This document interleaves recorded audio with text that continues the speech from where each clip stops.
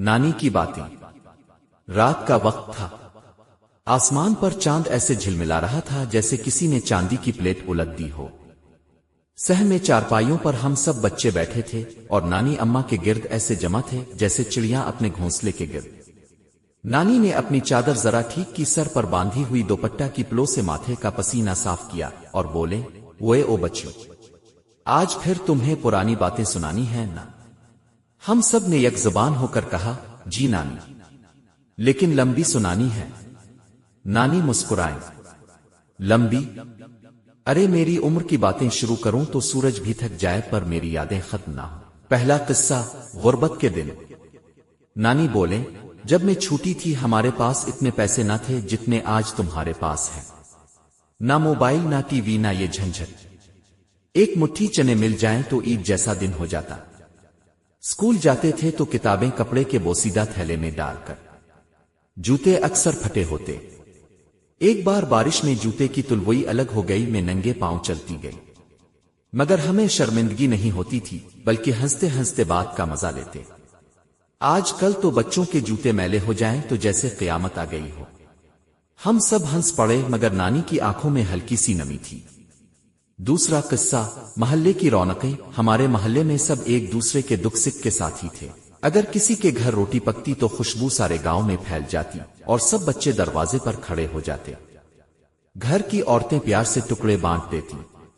آج کل کے زمانے میں تو اپنے ہی دروازے پر کوئی دستک دے تو لوگ ڈر جاتے ہیں۔ نانی کا قہقہا پورے صحن میں گونج گیا۔ ایک بار محلے کی شادی ہوئی تھی۔ سارے محلے کے لوگ دعوت کے لیے بیٹھے۔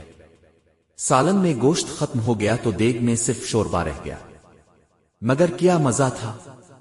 سب نے ہنسی خوشی وہ شوربہ ایسے پیا جیسے نہ جانے کیا نعمت ہے۔ آج کل تو سالن میں گوشت کم نکلے تو مہمان شکایتیں شروع کر دیتے ہیں۔ تیسرا قصہ، نانی کی شرارتیں۔ ہم سب نے کہا، نانی اپنے بچپن میں کبھی شرارت کی؟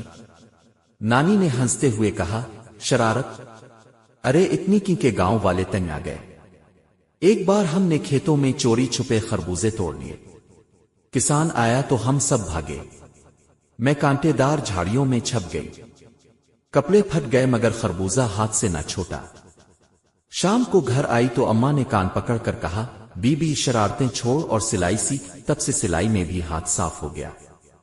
ہم سب نے قہقہا لگایا اور نانی کی ہنسی میں ہنسی شامل ہو گئی۔ نصیحت بھری باتیں۔ کچھ دیر خاموش رہنے کے بعد نانی بولے، دیکھو بچوں، زندگی میں دولت سے زیادہ قیمتی چیز محبت اور عزت ہے۔ ہم نے غربت دیکھی، بھوک دیکھی، مگر دل ہمیشہ شکر گزار رہا۔ آج تمہارے پاس کھانے پینے کی ہر نعمت ہے مگر صبر کم ہو گیا ہے۔ ایک بات یاد رکھو، جو انسان صبر کرتا ہے وہی اصل خوش قسمت ہے۔ پھر وہ رکی اور آہستہ سے بولے، اور ہاں، بڑوں کی عزت کیا کرو۔ والدین کے قدموں میں جنت ہے۔ ہم اپنی ماں باپ کی خدمت کرتے تھے، اسی لیے اللہ نے برکت دی۔ اگر آج کے بچے والدین کو بوجھ سمجھیں گے تو برکت کیسے آئے گی؟ آخری قصہ، نانی کی دعائیں۔ رات گہری ہو گئی تھی، ہوا میں ٹھنڈک آ چکی تھی۔ نانی نے کہانی ختم کرتے ہوئے کہا، بچوں، میری ایک دعا ہے کہ تم سب ہمیشہ ہنسو، سچ بولو اور دوسروں کا سہارا بنو۔ زندگی کا اصل سکون دوسروں کے کام آنے میں ہے۔ اگر کبھی میرا دل یاد کرو تو یہی یاد رکھنا کہ نانی کہتی تھی، محبت بانٹنے سے بڑھتی ہے۔ ہم سب نانی کے گلے لگ گئے۔ ان کی جھریوں والے ہاتھ جب ہمارے سروں پر پھرے تو لگا جیسے دنیا کی سب سے بڑی نعمت ہمیں مل گئی۔